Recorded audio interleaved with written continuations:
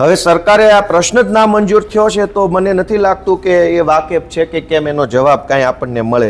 કે આમ તો કરોડો રૂપિયા ખૂબ વેડફી નાખવામાં આવે છે, પરંતુ સંત શ્રી વેલનાથ બાપુના ધૂણાનો જો વિકાસ કરવામાં આવે પલાસવા ગામે તો મને એવું લાગે છે કે દેશ વિદેશના શ્રદ્ધાળુઓ અને યાત્રાળુઓ સંત શ્રી વેલનાથ બાપુના સમાજના યોગદાન વિશે જાણી શકશે. મારો પોતાનો રાજકીય અને સામાજિક અને કાયદેસરનો અભિપ્રાય શું છે એ હું મીડિયામાં કહેવા સ્વતંત્ર. જોકે મને સરકારે માત્ર જવાબ આપ્યો છે. આ પ્રશ્નના જવાબ ઉપર ગૃહમાં ઊભા થઈને કોઈ ચર્ચા થઈ શકેલ નથી. સરકાર જ જો હાઈકોર્ટના ચુકાદા ન માને તો પબ્લિકે શું સમજવાનું? આટલા પૈસા તો ફિક્સ પગારના કર્મચારીને આપી દીધા હોત તો પણ ફૂલ પગાર જેટલું એમને મદદ થઈ ચૂકી હોત. કે સુપ્રીમ કોર્ટના 2, 5, 10 પોતાના વકીલોને આપવા માટે કરોડો રૂપિયા ભાજપની સરકાર ખર્ચે છે. પેપર વાંચવા માટે 10,000 રૂપિયા 1 કલાકના સરકાર ચૂકવે.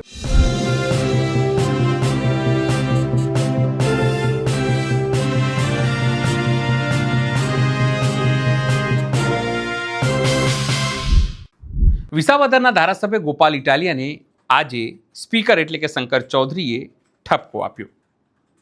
ઠપકો એ વાતને લઈને કે જે વસ્તુ વિધાનસભામાં મુકાઈ હોય, જે રીતે જવાબ અપાયો હોય તેની કોઈ પરિકલ્પના ન કરવી, એને તોડી મરોડીને પોતે એઝ્યુમ કરીને વસ્તુ ન કહેવી.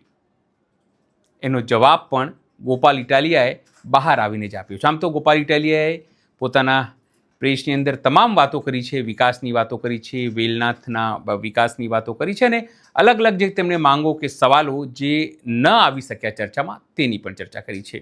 પણ મુખ્ય વાત આજે એ જ રહી કે જે રીતે શંકર ચૌધરીએ તેમને ઠપકો આપ્યો તેનો જવાબ એક જરૂરથી મજેદાર રહ્યો.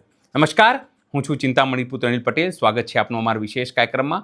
આવો સાંભળીએ ગોપાલ ઇટાલિયાએ આ શંકર ચૌધરીના ઠપકાનો જવાબ કેવી રીતે આપ્યો, સાથે પોતાની વિવિધ માંગણીઓ કેવી રીતે મૂકી. આજે ગુજરાતની વિધાનસભાના સત્રનો 16મી માર્ચ 2026નો દિવસ અને કુલ અલગ અલગ 3 તારાંકિત પ્રશ્નો મેં સરકારને પૂછ્યા હતા. જોકે મારા 2 પ્રશ્નો છે એ સિલેક્ટ નથી થયા, એટલે કે ના મંજૂર થયા છે, અને એક પ્રશ્ન મંજૂર થવાના કારણે સરકાર તરફથી મને એનો જવાબ મળ્યો છે.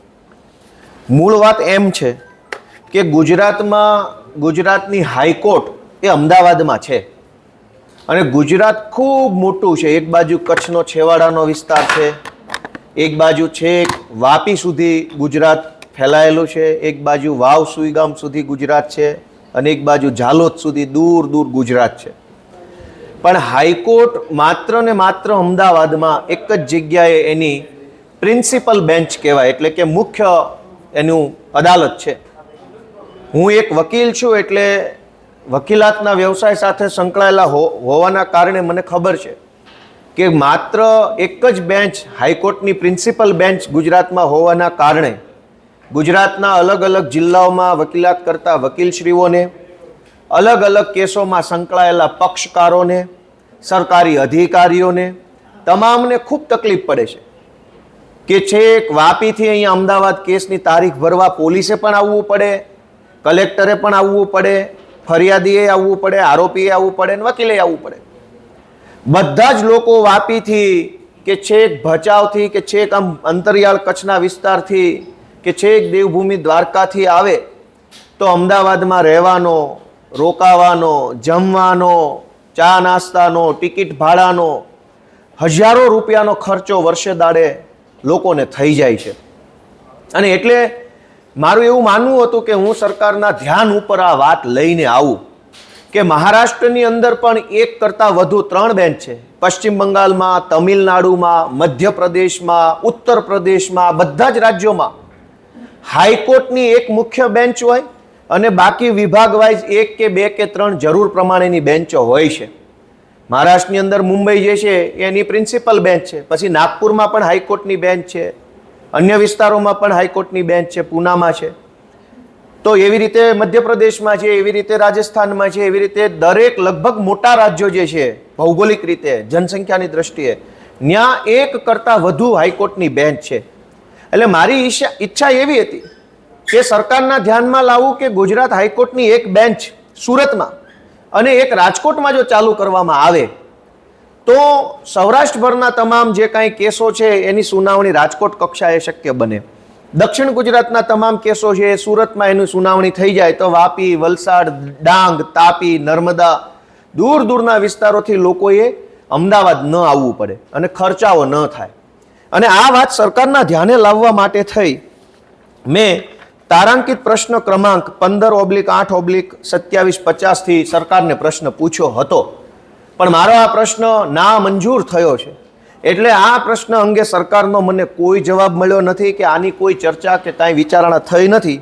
પણ મેં એવું પૂછ્યું હતું કે છેવાડાના જિલ્લાના પક્ષકારો, વકીલશ્રીઓ અને સરકારી કર્મચારીઓને પડતી મુશ્કેલીઓથી સરકાર વાકેફ છે કે કેમ. હવે સરકારે આ પ્રશ્ન જ ના મંજૂર થયો છે તો મને નથી લાગતું કે એ વાકેફ છે કે કેમ એનો જવાબ કાંઈ આપણને મળે. અને એટલે હજુ હવે આ ગૃહમાં તો કોઈ ચર્ચા વિચારણા થઈ નથી, પણ આ જનતાના પ્લેટફોર્મ પરથી હું ગુજરાતની ભાજપની સરકારને કહેવા માગું છું કે રાજકોટમાં અને સુરતમાં હાઈકોર્ટની એક સર્કિટ બેન્ચ, ડબલ જજોની બેન્ચ બંને જગ્યાએ જો ચાલુ કરવામાં આવે તો અહીંયા મુખ્ય પ્રિન્સિપલ બેન્ચ ઉપર ભારણ ઘટે, લોકોને પણ ધક્કા ઓછા થાય, ખર્ચો ઓછો થાય અને ઘર આંગણે અથવા ઘરથી નજીકમાં ન્યાયની સુવિધા ઊભી થાય એવું કરવું જોઈએ. આજે 16મી માર્ચ 2026નો વિધાનસભાનો દિવસ છે અને આ અગાઉ વિધાનસભાના ગૃહમાં ઊભા થઈને યુવા અને સાંસ્કૃતિક વિભાગની માંગણી જ્યારે ચાલતી હતી ત્યારે કાપ દરખાસ્તના માધ્યમથી મેં ગુજરાતના કોળી સમાજ માટે એક રજૂઆત કરી હતી. કોળી સમાજ ગુજરાતનો સંખ્યાની દૃષ્ટિએ સૌથી મોટો સમાજ છે અને કોળી સમાજનું આસ્થાનું કેન્દ્ર સંત શ્રી વેલનાથ બાપુ છે. વેલનાથ બાપુનું જન્મસ્થાન અને એમનો ઐતિહાસિક ધૂણો એ જૂનાગઢ જિલ્લાના પલાસવા ગામે આવેલ છે. જે સંત શ્રી વેલનાથ બાપુને ગુજરાતભરનો કોળી સમાજ ખૂબ શ્રદ્ધા અને આસ્થાથી માને છે, એવા સંત વેલનાથ બાપુના ધૂણાનો આજ દિવસ સુધી ગુજરાતની ભાજપની સરકારે કોઈ વિકાસ કરેલ નથી. ત્યાં કોઈ ઇન્ફ્રાસ્ટ્રક્ચરની સુવિધા, યાત્રાળુઓને અપડેટ મળે એવી ડેશબોર્ડની સુવિધા, યાત્રાળુઓને રહેવા જમવાની, પાર્કિંગની, સીસીટીવી કેમેરા, ટોયલેટ બાથરૂમ, મહિલાઓ માટેની કોઈ વ્યવસ્થા કરી નથી. આટલો વિશાળ કોળી સમાજ જે વેલનાથ બાપુને માનતો હોય એ વેલનાથ બાપુના જન્મસ્થળનો વિકાસ કરવો એ સરકારની પ્રાથમિકતા હોવી જોઈએ, પણ દુર્ભાગ્યવશ રીતે આ પ્લાસવા ગામે આવેલા વેલનાથ બાપુના ધૂણાનો વિકાસ થયો નથી. એટલે હું તારાંકિત પ્રશ્ન પૂછીને સરકારના ધ્યાન ઉપર લાવવા માંગતો હતો કે આ ધૂણાનો વિકાસ ક્યારે કરશો અને અત્યાર સુધી નથી કર્યો તો હવે પછી શું આયોજન છે. પરંતુ મારો આ પ્રશ્ન નામંજૂર થયો હોવાથી આ પ્રશ્ન બાબતે કોઈ ચર્ચા વિચારણા કંઈ થયેલ નથી ગૃહમાં કે કોઈ મને જવાબ મળેલ નથી. પરંતુ આ પબ્લિક પ્લેટફોર્મના માધ્યમથી સરકારને વિનંતી છે કે આમ તો કરોડો રૂપિયા ખૂબ વેડફી નાખવામાં આવે છે, પરંતુ સંત શ્રી વેલનાથ બાપુના ધૂણાનો જો વિકાસ કરવામાં આવે પલાસવા ગામે તો મને એવું લાગે છે કે દેશ વિદેશના શ્રદ્ધાળુઓ અને યાત્રાળુઓ સંત શ્રી વેલનાથ બાપુના સમાજના યોગદાન વિશે જાણી શકશે. આજે વિધાનસભાની અંદર માનનીય અધ્યક્ષશ્રીએ એક ચુકાદો સંભળાવ્યો અને ચુકાદામાં એમણે એવું કહ્યું કે વિધાનસભાના ગૃહની અંદર જે ચર્ચા ન થઈ હોય એ ચર્ચા બહાર કરવી જોઈએ નહીં. એ વાત એમની સાચી છે, કેમ કે વિધાનસભાની અંદર ચર્ચા કરવાની સમય મર્યાદા છે. દરેક વિષયો પર ચર્ચા થઈ શકતી નથી. જેમ કે આજે જ મેં ફિક્સ પગાર અંગે સુપ્રીમ કોર્ટના વકીલોને સરકાર દ્વારા ચૂકવવામાં આવતી ફી અંગેનો પ્રશ્ન પૂછ્યો હતો. સરકારનો જવાબ મને મળ્યો છે પણ ચર્ચા નથી થઈ. તો હવે જવાબ મળ્યો છે, જે ચર્ચા અંદર નથી થઈ એ બાબતે મારો પોતાનો રાજકીય અને સામાજિક અને કાયદેસરનો અભિપ્રાય શું છે એ હું મીડિયામાં કહેવા સ્વતંત્ર છું. સરકારે મને લખીને આપ્યું છે કે સુપ્રીમ કોર્ટમાં ફિક્સ પગારના કેસની સુનાવણી માટે એક મુદતના 2 લાખ લેખે 5-5, 10-10 વકીલો સરકારે રાખ્યા છે. આની ચર્ચા ગૃહમાં નથી થઈ, પણ બહાર તો હું કહેવાનો કે સરકારની એવી તો શું મજબૂરી છે કે કર્મચારીને પગાર આપવાના બદલે વકીલોની પાછળ એક મુદતના 2-2 લાખનો ખર્ચો કરે છે. એ જનતાના પૈસા છે અને પગાર ચૂકવો તો પણ જનતાના પૈસા. તો જે વિષયોની, જે મુદ્દાઓની સમયના અભાવે વિધાનસભામાં ચર્ચા ન થઈ શકે એ વિષયો ઉપર અમારું રાજકીય અવલોકન શું છે અમારું સામાજિક અવલોકન શું છે, અમારી ટીકા ટિપ્પણી શું છે, એ અમે કહેવા માટે સ્વતંત્ર છીએ અને એ તો કહેવું એ અમારી ફરજ છે વિરોધ પક્ષ તરીકે. ગુજરાતની વિધાનસભામાં 16મી માર્ચ 2026નો દિવસ એક ગુજરાતનો અત્યંત મહત્વનો, ગંભીર અને ખૂબ જ કહી શકાય એવો ખૂબ જ દુઃખનો વિષય આજે મેં માનનીય મંત્રી સમક્ષ જવાબ જાણવા માટે પૂછ્યો હતો. જોકે મને સરકારે માત્ર જવાબ આપ્યો છે. આ પ્રશ્નના જવાબ ઉપર ગૃહમાં ઊભા થઈને કોઈ ચર્ચા થઈ શકેલ નથી, પણ આ જવાબ ઘણું બધું કહી જાય છે. આ જવાબનું રાજકીય રીતે જો વિશ્લેષણ કરીએ આ મીડિયાના પ્લેટફોર્મ પર, મેં ગુજરાતની સરકારને એવો પ્રશ્ન પૂછ્યો હતો કે સુપ્રીમ કોર્ટમાં ફિક્સ પગારનો કેસ ચાલે છે. એક જમાનામાં હું પોતે પણ ફિક્સ પગારનો કર્મચારી હતો. પોલીસમાં પણ ફિક્સ પગારની નોકરી કરી અને મહેસૂલ વિભાગમાં પણ ફિક્સ પગારની નોકરી કરી. ફિક્સ પગારમાં ઘર ચલાવવું એ કેટલું મુશ્કેલ છે મેં પોતે અનુભવેલું છે. મારો પહેલો પગાર હતો 4,200 રૂપિયા અને નોકરી હતી અમદાવાદમાં. 4,200 રૂપિયામાં અમદાવાદમાં કેમ જીવવાનું? આજે એ ફિક્સ પગાર કદાચ 20, 22, 25 હશે તો મોંઘવારી પણ 10 વર્ષમાં વધી છે. સુપ્રીમ કોર્ટમાં ફિક્સ પગારનો કેસ ચાલે છે. આ બહુ જ ગંભીર બાબત છે અને સરકારના જવાબથી એટલું મોટું સરકારનું આખું માનસિકતા છતી થઈ જાય છે. ગુજરાતભરના ફિક્સ પગારના કર્મચારીઓ જાણે એટલા માટે હું આ પબ્લિક પ્લેટફોર્મ પર બોલું છું કે ગુજરાતની હાઈકોર્ટે એવો હુકમ કર્યો કે કોઈ પણ વ્યક્તિને ફિક્સ પગારના નામે શોષણ કરી શકાય નહીં. ભારતના બંધારણ પ્રમાણે એને પૂરો પગાર આપવો પડે, સમાન કામ સમાન વેતનનો સિદ્ધાંત લાગુ પડે છે એવો 2012ની અંદર ગુજરાતની હાઈકોર્ટે ચુકાદો આપ્યો. એ ચુકાદો ગુજરાતની ભાજપની સરકારે માની લેવાનો હતો. સરકાર જ જો હાઈકોર્ટના ચુકાદા ન માને તો પબ્લિકે શું સમજવાનું? પણ દુર્ભાગ્ય જુઓ કે ગુજરાતની હાઈકોર્ટે ફિક્સ પગારના નામે થતું શોષણ બંધ કરી સમાન કામ સમાન વેતન આપો એવો જે હુકમ કર્યો, એ હુકમને ભાજપની એ વખતની ગુજરાતની સરકારે માન્યો નહીં અને સુપ્રીમ કોર્ટમાં પડકાર્યો. અને ત્યાર પછીનો ઘટનાક્રમમાં મેં પૂછ્યું હતું કે કયા કયા વકીલને સરકારે રાખ્યા છે આ સુપ્રીમ કોર્ટમાં ફિક્સ પગારનો કેસ લડવા. તો મહેશ અગ્રવાલ, હરીશ સાલ્વે, કમલ ત્રિવેદી, મુકુલ રોહતગી, કે વિશ્વનાથન, તુષાર મહેતા, કે વેણુગોપાલ, નીરજ કિશન કૌલ અને મનીષાબેન એલ શાહ. મિત્રો, આમાંથી ઘણા વકીલો એવા છે કે જે એક વખત કોર્ટમાં હાજરી આપવાના 10-10, 20-20 કરોડ રૂપિયા ફી લે છે. જેમાં શ્રી હરીશ સાલ્વે, કમલ ત્રિવેદી, મુકુલ રોહતગી, તુષાર મહેતા, આ બધા એવા સુપ્રીમ કોર્ટના વકીલો છે જે એક વખત હાજર રહેવાના 10 કરોડ, 20 કરોડ, 35 કરોડ રૂપિયા લેનારા વ્યક્તિઓ છે. અલગ અલગ કેસ પ્રમાણે અલગ અલગ ફી પણ હોઈ શકે.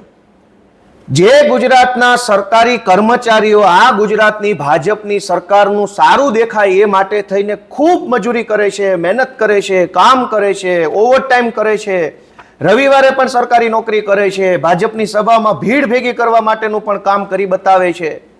એ સરકારી કર્મચારીઓને પૂરો પગાર આપવાના બદલે વકીલો પાછળ કરોડો રૂપિયા ગુજરાતની ભાજપ સરકાર વેડફે છે. આ તે કેવી વિકૃત માનસિકતા છે ભાજપની સરકારની? જે લોકો તમારું કામ કરે છે એને પૈસા આપો કર્મચારીઓને.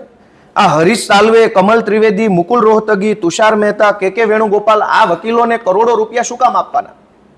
સરકારે મને જવાબ આપ્યો છે પાછો અને આ જવાબનું રાજકીય અવલોકન છે. ગૃહમાં આની કોઈ ચર્ચા થયેલ નથી કે કમલ ત્રિવેદીને એક દિવસની કોર્ટમાં હાજરી આપવાનો ભાવ નક્કી કર્યો છે 2 લાખ.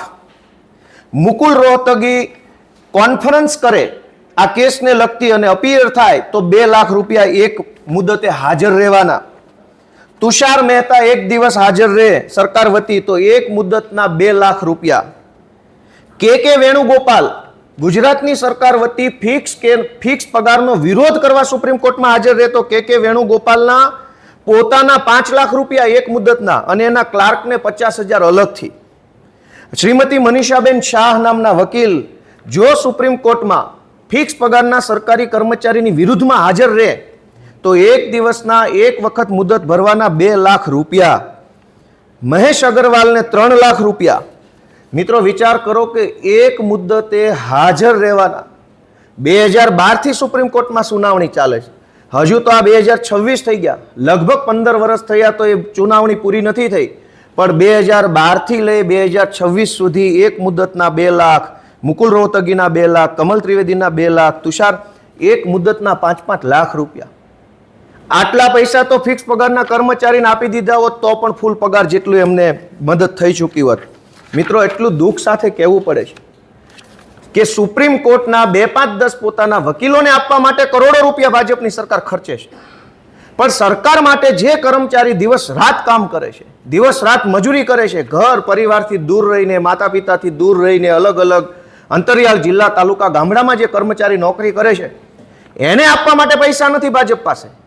વકીલને એક મુદ્દતે, અને હજુ સાંભળજો, મહેશ અગ્રવાલને પેપર વાંચવા માટે 10,000 રૂપિયા 1 કલાકના સરકાર ચૂકવે, ખાલી કોર્ટના કાગળ વાંચવા માટે. આમાં લખ્યું છે સરકારે, કોર્ટ સમક્ષ પેપર વાંચવા માટે, ક્લાયન્ટ સાથે કોન્ફરન્સ કરવા માટે 1 કલાક દીઠ 10,000 રૂપિયા વકીલ મહેશ અગ્રવાલને સરકાર ચૂકવે છે. કલાક દીઠ પૈસા ચૂકવે છે.